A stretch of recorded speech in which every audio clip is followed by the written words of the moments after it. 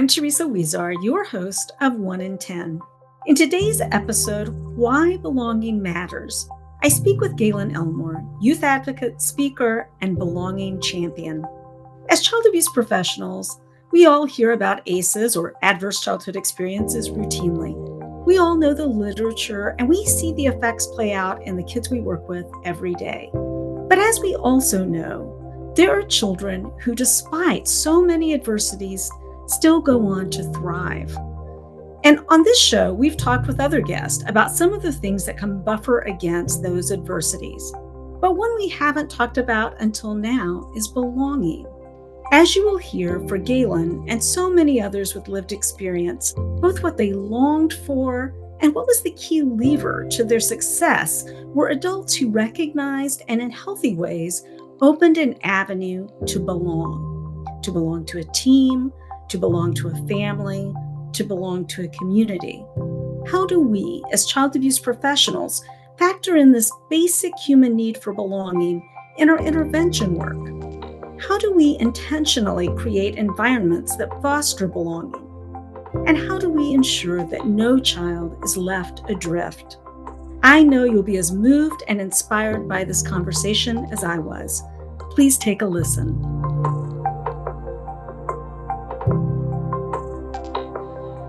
Hi, Gaelin. Welcome to 1 in 10. Hey, Teresa. Thanks for having me. I'm excited to chat. I should say welcome back, because even though you haven't been on 1 in 10 before, you did keynote our conference, and it was fabulous. We got lots of positive comments about that, so it's a pleasure to talk to you again. Yeah, I had a lot of fun. I'm very appreciative of the positive comments, but also your people, your attendees are so awesome. I feel like it'd be hard to get on their bad side, so I appreciate it. Well, a lot of them are our listeners too, so good. You're talking to them again. But for those who might not be as familiar with your story, can you just talk a little bit about how you came to this work, really being a champion for belonging, and especially for those kids who've experienced some kind of childhood adversity? Yeah, this work stems all the way back to just this continuous question that I didn't have an answer to in my childhood. This question of, Gaelin, how did you do it? And if you know any young person that has experienced adversity, trauma in their childhood, and they are a quote unquote success story, then they've been asked that question. And I would be willing to argue that most of them don't have an answer they feel great about. And I never did. As a kid who people would learn bits and pieces about my story and question like, Gaelin, why are you so normal? Why are you a good student? Why are you so polite? All these things that I guess aren't closely associated with someone experiencing childhood trauma and adversity. I got that question a lot, and I never had an answer for it. And how I often refer to it is, that question made me walk around feeling like a fraud. Like I felt like an imposter of, okay, everyone else, like outside looking in, assumes that I should like have all these answers and I have it figured out and I'm all put together. But all I know is I'm crumbling. Like I feel like I'm just collapsing under the weight of everything I have to carry every single day. And so then after like my journey led me away from the National Football League and I kind of found myself in youth work, I stumbled into this term called belonging, and someone referred to it as a psychological buffer for or childhood adversity. And when I heard that, I just knew. I was like, that is the thing that changed my life. That's the answer to the question, Gaelin, how are you the way that you are? How did you do it? And it was belonging. And the beautiful thing about that answer and that kind of epiphany is it had nothing to do with me. Like the fact that I was where I was and I was showing up the way that I was able to show up had absolutely nothing to do with just my want to or my determination or my resilience or my gifting. It had everything to do with the fact that people were helping me. And so when I learned about that as a young professional working in the nonprofit space, I was like, I don't know how, I don't know what, but I'm going to commit the rest of my life to this thing and make sure that um, it's not just out of luck that a young person that goes through hard things gets belonging, but that there can be an intentional process to try to bring that into spaces that are impacted by unfortunate and sad things. So, can you talk a little bit about your own journey to belonging so that people can Mhm. see an example of what that looks like? Yeah, I would say, and let's there's a scientific definition, but I'm going to stick with more of the kind of personal definition, and I would say for me, the journey to belonging was the moment that I stopped trying to run away from who I was and stopped trying to avoid and get rid of everything bad that ever happened to me and started to embrace like, hey, this is a part of who I am, and this is going to add value and add chaos to any space that I walk in. And as long as I'm at peace and I know I belong with myself, then I can belong in those spaces. But most of my decisions in my childhood was trying to run away from this massive shadow of the trauma that I experienced. And that led me to some really cool places like the NFL, but that also led me to a place where I was severely depressed while in the NFL, right? So it's this dichotomy of like, okay, these physical things might be true, but what is the internal, what is the mental implications or circumstance? So this journey to belonging really happened kind of what felt like it should have been one of the lower moments of my life, which was when I walked away from the NFL, when I was like, I don't think I can play this game that has really taken care of me most of my life. I don't think I can play it anymore.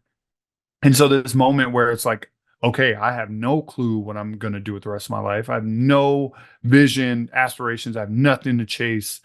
And then just having this phone call with my high school coach, who was my guardian when I was in high school, having this phone call with him, expecting him to be frustrated, upset, disappointed, all of those negative words. And he just kind of brushed me off and was like, okay, Galen, what's next? What are we doing? Where are we going? And it was that moment that I realized I was like, this person that I care about deeply and I've been scared of losing for a long time is not in this for what I can do for him. He's in it because he wants to be in it with me. And so if like that is true for him, I need that to be true for myself. Like it's not that I'm performing for anything.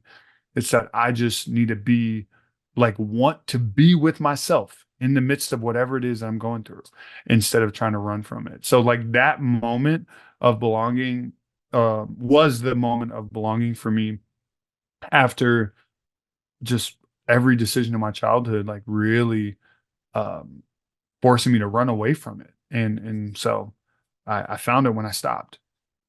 You know what's beautiful about that story? I mean, there's a lot, including, how you came to really accept yourself. But I think one of the things that strikes me about it is that this coach that you're referring to was a very pivotal person in your life, right? Yeah. Hmm. But he was also a pivotal, person in your aha moment about belonging too. Can you talk a little bit about that again for folks who weren't at conference and Yeah. don't know what role he played in your growing up? He was kind of a model for the very belonging you're hoping that lots of kids have. Yeah. It was I mean, we did not start on a good foot. Like I moved into his town when I was a freshman in high school, just leaving eighth grade, and I was a stubborn, hard-headed, mad at the world, every wall built up that you can imagine kind of kid. And I got in all the trouble that came with that, right? Starting fights, getting suspended from games, getting us like really costing us victories on the varsity football field. Like my coach didn't have a lot of reasons to see me as someone worth an investment beyond what was required of him. But even still, when my dad got arrested when I was a sophomore in high school, my coach, kind of behind the scenes, collaborated and connected with my dad to get guardianship of me instead of me going back into the foster care system.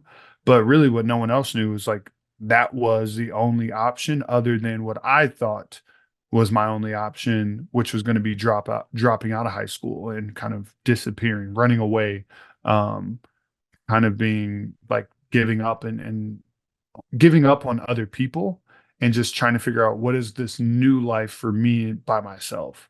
And so my high school coach is the one that stopped that from happening. If he doesn't park outside the school and catch me as I'm leaving, then I don't think you and I are having this conversation today, Teresa. And so yeah, he played a massive role. And I think what that means for other people is not that you need to be the primary person or character in someone else's story, but that you just need to be committed to saying yes to whatever your role might be. And my coach, every step of the way, said yes to the role that I needed of him in that season of my life. He wasn't forcing himself to be anything more, anything less. He was open-handed in saying yes. And so whether you're a professional or you're someone who just is in community with someone that's struggling or wrestling, like what does it look like to be in tune enough to know what it is to say yes in that moment and really meet someone's belonging needs when they least expect it. And that's something that I think my coach did so well for me and for so many other people. It wasn't just he only showed up in this one moment for Gaelin like that. My coach passed away a little bit over 2 years ago, and his celebration of life was thousands of people just reminiscing on the little ways that he impacted them, of from everyone from talking about he didn't make them pay for driver's ed classes because they didn't have the money, to him using driver's ed lessons to help a young boy process the issues in his home, like just people acknowledging the ways that my coach continued to say yes always. And I think that is a phenomenal legacy. Not that you are doing it for the praise, but you're doing it because it's the right thing to do in the moment. And I think everybody listening can do that. Well, one of the things I was thinking about as you were talking is that, the listeners here are all child abuse professionals, and some of them work either with or tangentially connect to the foster care system. And I'm thinking back to my days, when I worked with it more directly. And one of the things that we would see with kids is that so often they were moved here, moved there, moved here, moved Mhm. there. And there was no connection for them that was ongoing. And I remember thinking about, who's going to be at this kid's high school graduation? Who's going to Yeah. be there when they have their first kid? Who's going to be standing beside them when they get married? We're disrupting, and sometimes for very good reason, their family of origin, but at the same time, what are we replacing that with? And I'm Yeah. just wondering, when you think about the professional implications of this, for folks who are working in the field, how can they incorporate this lens of looking at how we're building belonging for the kids that are in our care or within our purview? How could they do that Yeah. in a practical way, kind of big and small? Yeah, the thing I love about belonging is that it is very practical because it's scientific too, right? Like it's a feeling, but it also is scientific. And one of the things about belonging is the very close symmetry with how our brain operates and functions. So, two things I refer to in my work as prerequisites to belonging are safety and connection. We need safety and we need connection in order to experience belonging, not just to experience belonging because of that, but to experience belonging so that we can get access to our cortex, so we can get access to our potential. And it's all too often child protection work, and that's a wide range. So we're talking about there. We are gung ho on safety. That is the bottom line for us. We want safety. And I would tell anyone, and I like, if you are only and solely focused on safety, then you are totally disregarding connection, which is probably making people feel unsafe regardless of the parameters you're putting around them. And how that goes is like physical safety is one thing. Felt safety is something totally different. There are many times as an adult that is I train and talk to people about this stuff, that I'm in a physically safe space, but something happens, something reminds me of a traumatic, abusive space that I've been in, a scent, a specific like deja vu moment, a song, type of furniture, and it can immediately make me feel unsafe and make me feel like a kid that was experiencing things that I experienced long ago. And I'm a 6'5" full blown adult male, and I still can fall into those spaces of not feeling safe and not really knowing how to communicate that I feel unsafe. And so physical safety and felt safety are one and the same. We have to prioritize both. And regardless of whatever your role is, we should be prioritizing at all times safety and connection. So even if your role is creating safety for a young person, do not diminish, overlook, or disregard the importance connection plays as you try to meet their safety needs, right? It's one thing to like be removing you from an unsafe situation or a home, but if I'm removing you to a car where you don't know me and I don't know you, you might have just removed you from something, and that is checking the box of safe. But now I'm not connected with you, and now I really do not feel safe here either. So as we're talking to whatever professional out there that is listening, everything we do, we have to do with safety and connection in mind. You're not always going to be so consistent in someone's life that they will ultimately experience this like concrete feeling of belonging with you. But if we prioritize safety and connection, we are making the path toward belonging easier for someone down the line, right? Like if we are just thinking of our role in this vacuum or bubble, we are inadvertently harming a path for someone else to meet their needs in the way that they need them to be met. And there are many people in my story who made my path harder because of the way that they didn't take those into account. I was just lucky enough that my coach was a very stubborn person, right? He was a very like no, I'm going to stick with it. I'm going to continue to follow through. I don't care if like he says no or he does this or does that. Every decision we make, if you are, again, your work is prioritizing safety, connection has to be in tandem with that. And that is how we practically prioritize belonging in the work that we do. I think as you were talking, I was thinking about our role in sort of bridging, connection and bridging belonging for people, and that we can do that as even when there are times where, for whatever reason, there are safety issues in mind. And in children's advocacy centers, I was thinking about how fast some of this happens, in our centers.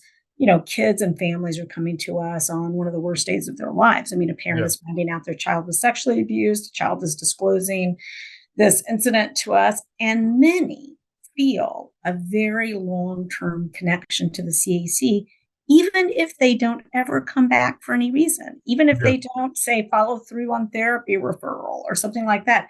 We often have adult survivors who reach back out later to say, how safe they felt, Yes. how they felt that they were, believed, cared for, all of Yeah. those things. And I think it just makes me think that even at those moments where we're not going to have a ton of continuing connection, perhaps, or maybe the person's going to get something from us right now, but they might or might not connect with us Mhm. again.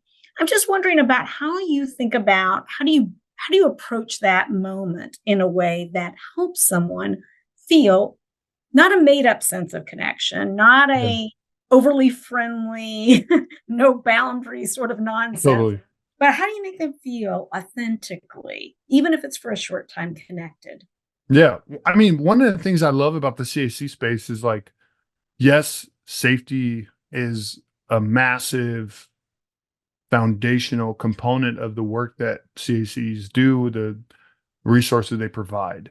But the whole thing behind the CAC is that we're going to do it different because we're going to do this safety with connection in mind, right? The Mhm. spaces, the Okay. buildings, the staff, the way you're engaging with other professionals that might come into contact with these young or these victims.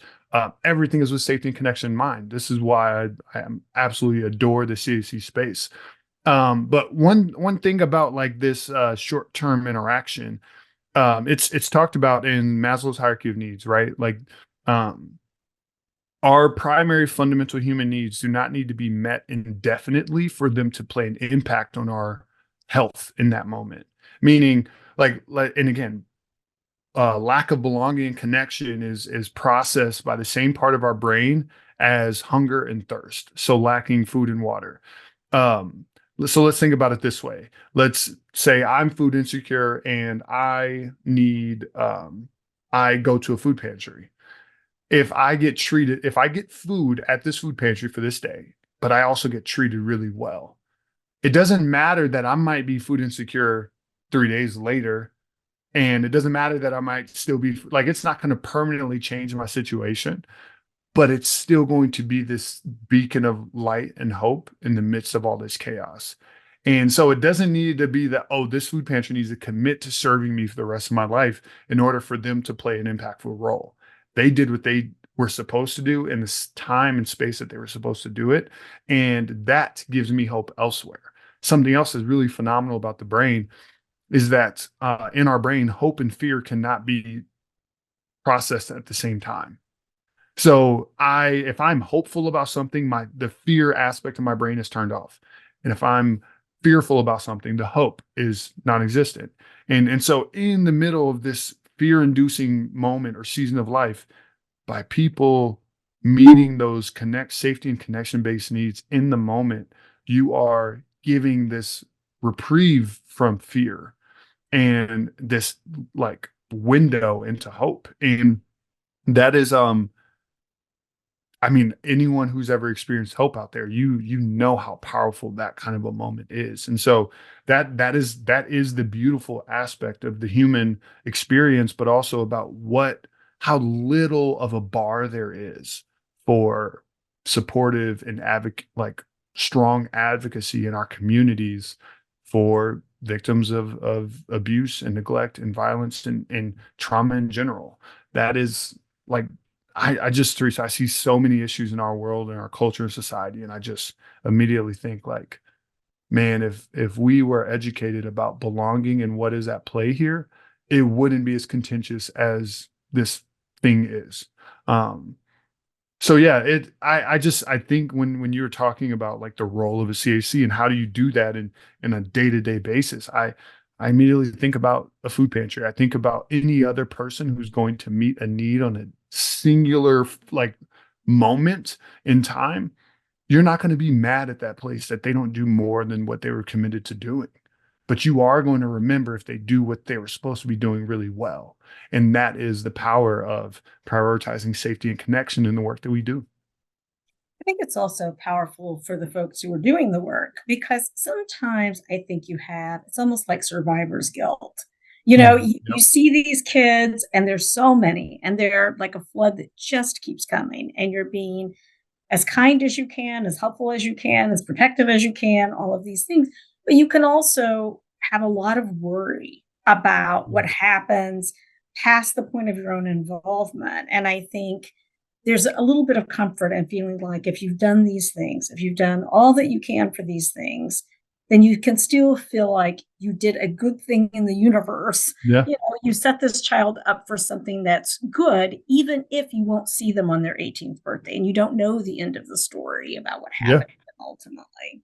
Yeah. And I think one thing that is so important to understand about belonging is that it removes this pressure for us to guarantee anything else happens beyond what is actually available to us. I tell people all the time, belonging is an invitation that we give that can be freely accepted or rejected as they choose. And you might experience a client or someone coming to your CAC and you're prioritizing safety and connection, but it doesn't go well. Like maybe it's not received. Maybe it's just they were very anti your space. And that their feeling, although valid, their experience is real. It doesn't mean that you didn't do what you're supposed to do. As long as we know, like, hey, we committed to safety, we committed to connection, we invited this person to belong here in this moment. Your success is not contingent on them accepting the invitation. Your success is contingent on offering it. That is the commitment of this work. There is some relief actually, in that, right? Yeah. And extending the invitation and really respecting people's autonomy too, to Yes. make the choice that they want to make about that. I think, as you were talking, I was also thinking about the fact that I think the thing about belonging is that people start out thinking this is a vague notion. And I don't Mhm. know if you found this too, but like Oh, when you yeah. start talking about it's like, this is touchy feely stuff, you know.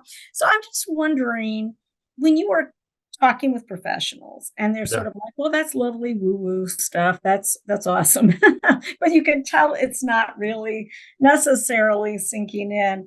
How do you make converts out of them? Because you do have a fervor about this, and I can tell Mhm. from your website you are absolutely 100% committed Yeah. uh, to this campaign and closing the belonging gap. So, what do you say for those folks who say, okay, this is all fine, well and good, but what about outcomes? What about, resiliency? What about Yep. ACEs? What about?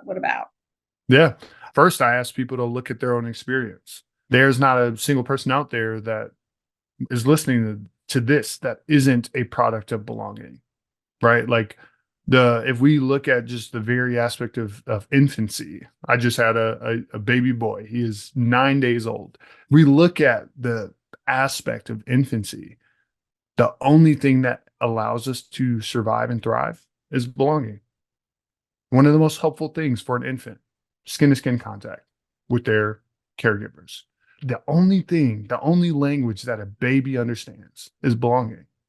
Now, let's compare that to someone who maybe the day of their birth is removed from their home. Let's compare that to someone who was an orphan at birth. Let's compare that to some, like, you know what I mean? Like, there's not a single person out there that isn't a product of belonging in some way, shape, or form. And so I look at it as we're no different than, or no better, no more well off than the people we're serving. It's just that we got our needs met.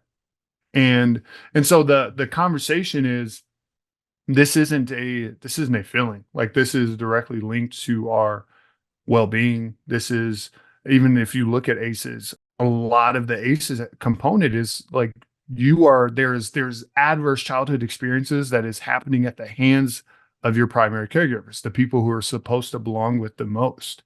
It's absolutely this interesting conversation. And so then that's like big picture, right? Just human development. But then I really press in with people of like, okay, why are you sitting where you're sitting at this event? Why Yeah. did you choose to sit at the back of the room with the corner of the room to your back so you can see the rest of the room? Why do you continue to look at the door every time it opens? Why do you text that coworker or friend of yours to make sure and see what time they're going to be at the event before you coordinate your day and see what time you show up there? Those are belonging based decisions. If we come from a space where our belonging needs have been met, it is very easy for us not to be aware or conscious of belonging in everyday life. And I don't know how you can be changed through this work after having conversations like this, because when you experience firsthand or through the eyes of someone else what it is like to not have belonging, and from primary pivotal sources in someone's life and development, like you absolutely connect the dots and see differences. So it's we can get very practical as far as like human development. There's one really interesting study where they followed patients and people who are suffering from HIV/AIDS, and the only thing they separated the patients through was if they self-identified that they had a compassionate, caring person in their life as they were dealing with the disease. And the people who identified that had like an 85 to 90% higher chance of survival compared to those who were going through it alone. It's a really And so, powerful thing, right? yeah, yeah, And we don't outgrow either our need for belonging. Like that's something that's going to be with us lifelong. I was also thinking about when we talk about this deep need for belonging, we're also note that there are things that people do that are maladaptive to try to address that when they don't have it. yeah, Right? We talk about gangs. What is that yep, really about? That's clearly about needing a sense of belonging, right? But I was thinking in our world, where we deal as much as we do with sex trafficking. And often you have a victim who feels this sense of connection to the person who's abusing them and trafficking them, but they're terrified to break that because that might yeah, be the only connection they have. And when I think about our interventions with that population, One of the things that I'm wondering is whether we do focus enough on what are we replacing that with?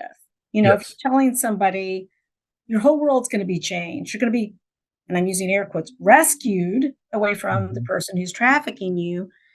But that rescuing means that every person you no longer have any contact with. And the only person who even said they cared about you, you don't have any contact with.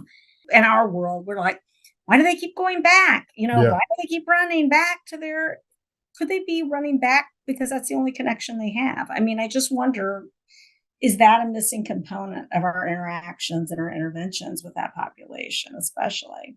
It is absolutely substantiated that people will choose belonging in a negative context over not belonging and being in a positive one. And it's as subtle in certain like young people populations of adolescents where, oh, that might mean I hang out with a group of kids at school that I don't actually see eye to eye with. I don't enjoy that much, but I need to be a part of it to belong, to that like growing and multiplying into something way more complex, like a relationship like that. Belonging is, again, it is something that gives us access to our cortex. It gives us access to our logical thinking brain. So if we're removing belonging from the equation in general, then we are indirectly saying, "Hey, I'm not going to engage you in your cortex," which is where good decisions happen, which is where learning from mistakes happen, which is where positive growth and development toward a or a life-giving, hopeful future happens. That does not, those things do not exist. You do not get access to that on a consistent basis without knowing that you're safe, connected, belong in the space in with someone or something. And the unfortunate part of that negative side of belonging is that the choosing belonging in that way is only going to keep you in this state of survival versus putting you in your cortex, right? Like it's going to, when I'm choosing to belong to something that is chaotic, unhealthy, and unsafe for me, it's going to send me into survival mode. But we've seen in brain scans of adults who've experienced consistent, unrelenting childhood trauma that their brainstem is overdeveloped and their cortex is underdeveloped. So this is, you have this like shifting that is happening of people feeling, well, I need to belong, and kind of this self-sabotage cycle, right? Where it's like, okay, but now I'm in this unsafe space. Now I'm in survival mode, and then I need to do what I need to do to survive. And then I'm back in this space, but then I relapse and go back to what I was just doing. And it's that cycle. But it takes someone modeling good, healthy, positive belonging consistently enough. Back to that language you used, giving that invitation consistently enough to long enough so that they can accept it, right? So it's like you're saying, is we're getting trafficking victims away from unhealthy and unsafe relationships. How are we giving them invitations to positive ones? And not just one time. They're like, hey, you can be a part of this so that you can. No, it's consistently so that you know there's another option. This is why support groups are so effective, not because people just love to talk about their emotions, but we love to be seen and understood and be in a community of people who get it. Right. So that is the next step of the work that we're doing is, again, it's just bringing back safety and connection, right? I'm getting you out of this unsafe environment. Now that I get you out of this unsafe environment, I'm like prioritizing safety. How can we make sure that connection is a part of this equation? Oftentimes we stop at safety, which will lead someone back into that kind of spiral. Well, and to your point, the more their feelings of connection and belonging have been disrupted, the more invitation it may take, right? I Yes. think a lot of programs are set up in such a way, not CACs necessarily, but many programs are set up in such a way that it's sort of like if you try it once and it doesn't work, maybe you won't get to go back, or maybe if you blow out of it, especially if you're unpleasant or angry Yep. when you do it, maybe you're going to be banished. Now, that's not the way we look at it in the CEC world, but I think lots of teens have had this experience where, their initial reaction may not have been great, but then the adults didn't keep keeping on, either. Yes. Yes. Yeah. What do you And go ahead? I'll just say this because this even I think it supports the conversation we were just having. Connection that is contingent, and this is going to be a lot of alliteration, so stick with me. Okay. Connection that is contingent on compliance does not lead to belonging, right? Like if you have to show up in this way, check these boxes in order to get access to something, that is not going to feel like a genuine invitation to belong somewhere. And so what you're saying is like, well, if you don't do this or you don't do this, like in those spaces, you don't accept the invitation, then we remove it, or you get one chance and you're out. All those kinds of things. Those are contingencies. That is not true. Like think about your primary friendships, relationships, belonging center relationships in your life. If people required you to check boxes in order to be a part of that, they would not fall in that category of genuine relationships in your life.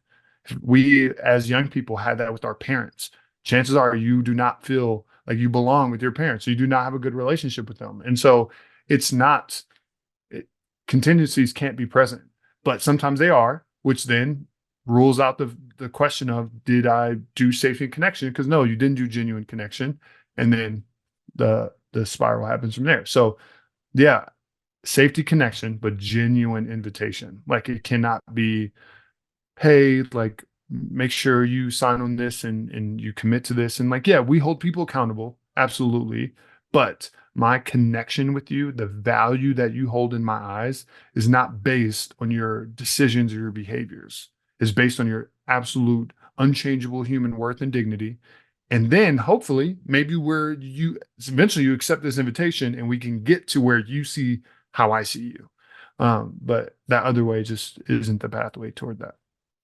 It's such a valuable point that you're making because I think that all of us have had that experience of seeing, especially a teenager who was really gun shy about engaging, right, to begin with, and Yep. maybe angry and all of these things. I remember once at the CAC that I was the director of at the time, a law enforcement agency had asked us to interview this teen, and they were like, "Oh my God, she's going to be such a handful. She's screaming, shouting, like all these things." I was like, "Yeah, she's a teenager."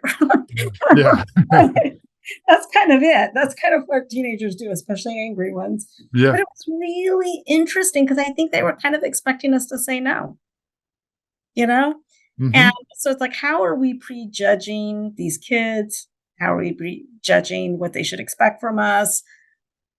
How much is a hurt feeling worth? I mean, I think there's a lot to interrogate with that because if you really are trying to be of assistance, I don't think, an angry exchange is going to deter you much, with these kids. But I'm also wondering, as you're talking about this, what the public policy implications are that because I Yeah. think, you've been thinking for a while about the fact that many interventions, much of child protection is focused almost exclusively on safety.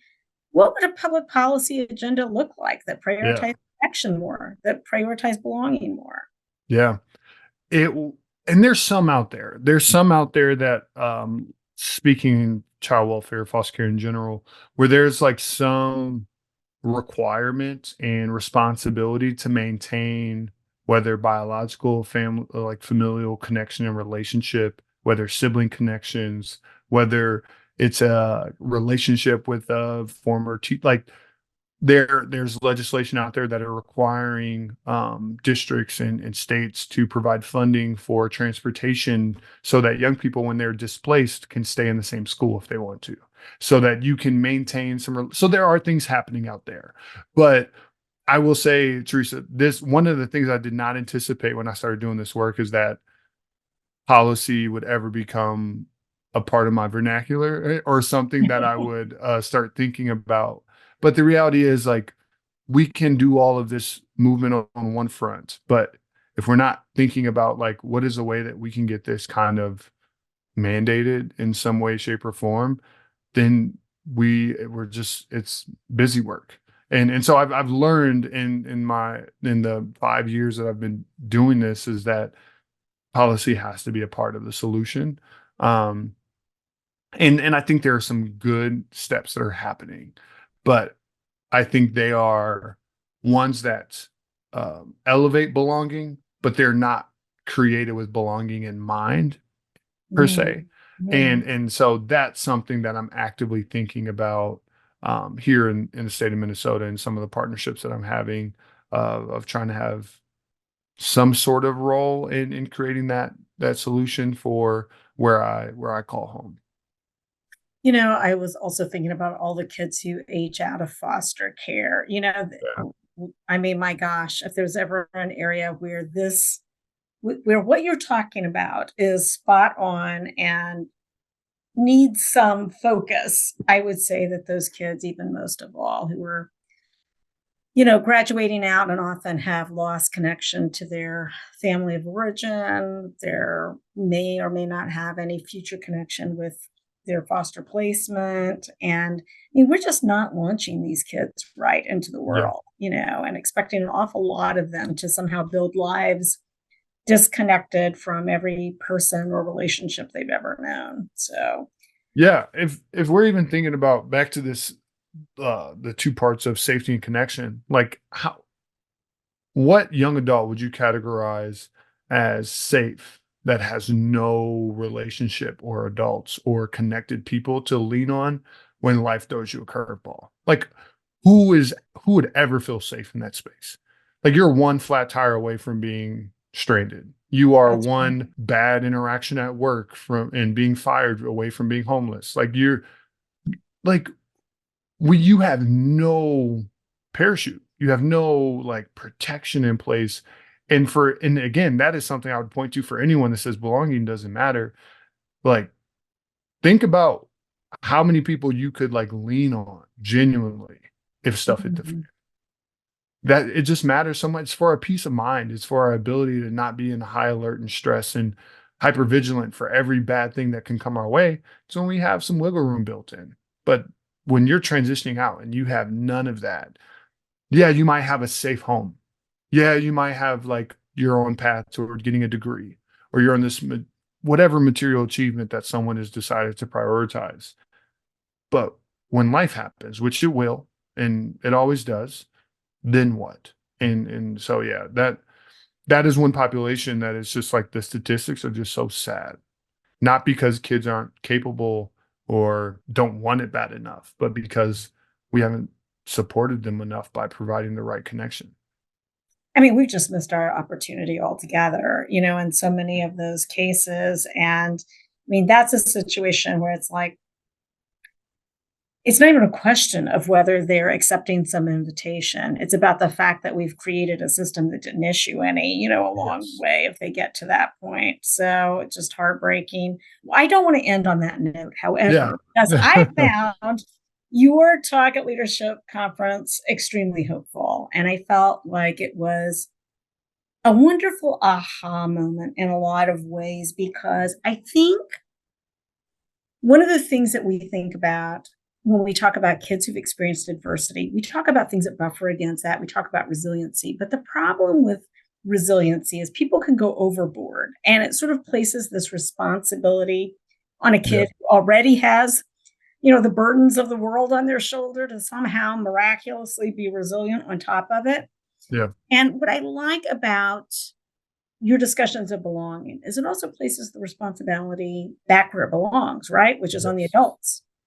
Like, what are we doing? What Yeah. are we doing for these kids? So I'm really thankful for the discussion. And I'm just wondering, is there anything else that you wanted to make sure that we talked about today, or any question that I should have asked you and didn't ask you yet? No, I absolutely enjoyed and adored this conversation, Teresa. It's been so good. You have led us very meticulously. Like I really appreciate the way you've guided the ship in a world that's ever increasingly divided and contentious and othered. Like I just encourage anyone out there listening to see everyday invitations to extend belonging and say yes. We need it. In our work, yes, but also in just everyday human interaction, whether it's a homeless person asking for money on the side of the street. Like, again, and I'm not someone that I give money every time. I often don't have cash or anything that I can give. But I don't know, this belonging stuff is like I'm gonna look you in your eyes every time. I'm gonna like address you as a person, not as someone to be disregarded just because I feel uncomfortable with what I'm feeling. Like, what about you? And so that type of lens, like we just need more like, and again, I'm not perfect. That is not what I'm saying. But I hope everyone out there, whoever's listening, has been encouraged by this conversation we've had in the ways that belonging just can practically be a part of our everyday interactions. And we just need more of it. I hope everyone feels accepts this invitation to extend invitations to other people to belong. Well, thank you so much for this conversation. Congratulations on that sweet baby of yours. Thank you. Thank you. And you belong with us. So thank you I so much, appreciate Gaelin. that. Appreciate you. Yeah. Take care. Thanks for listening to 1 in 10. If you like this episode, please share it with a friend or colleague. And for more information about this episode or any of our others, please visit our podcast website at 1in10podcast.org.